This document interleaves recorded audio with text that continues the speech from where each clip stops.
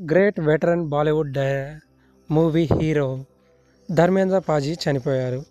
అందరికీ షోలే మూవీ తెలిసే ఉంటుంది. అందులో అమితాబ్ కోసం అందరూ మూవీ చూస్తే ఆ మూవీ చూసిన తర్వాత ధర్మేంద్రకి నాలాగా ఫ్యాన్ అయిపోయిన వాళ్ళు చాలామందే ఉంటారు. బాలీవుడ్లో అమితాబ్ గురించి తెలిసినంతగా ధర్మేంద్ర గురించి తెలియకపోయినా ఆ మూవీ చూసిన తర్వాత అసలు షోలేకి అంత మంచి క్రెడిట్ ఎందుకు వచ్చిందో చెప్పుకోవచ్చు. లైక్ సాంగ్స్లో ధర్మేంద్ర యాక్టింగ్ కానీ, ఆ యాక్షన్ సీన్స్లో తన యాక్టింగ్ కానీ, ఈవెన్ దో అమితాబ్ బచ్చన్ కోసం కంప్లీట్గా షోలే మూవీ చూసిన ధర్మేంద్ర యాక్టింగ్ అలా మనల్ని కట్టిపడేసేది.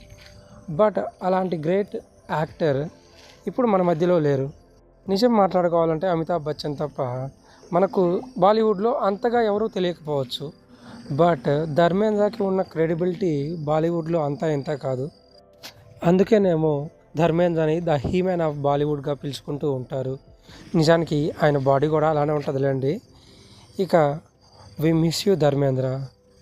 యాక్చువల్గా ఇలాంటి గొప్ప మూవీ స్టార్స్ యొక్క ప్రత్యేకత ఏంటంటే వాళ్ళు చనిపోయిన తర్వాత కూడా వాళ్ళ మూవీస్ రూపంలో వాళ్ళు బతికే ఉంటారు.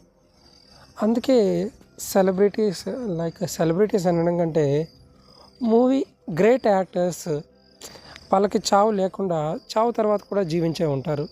లైక్ ధర్మేంద్ర లాగా. We miss you rip.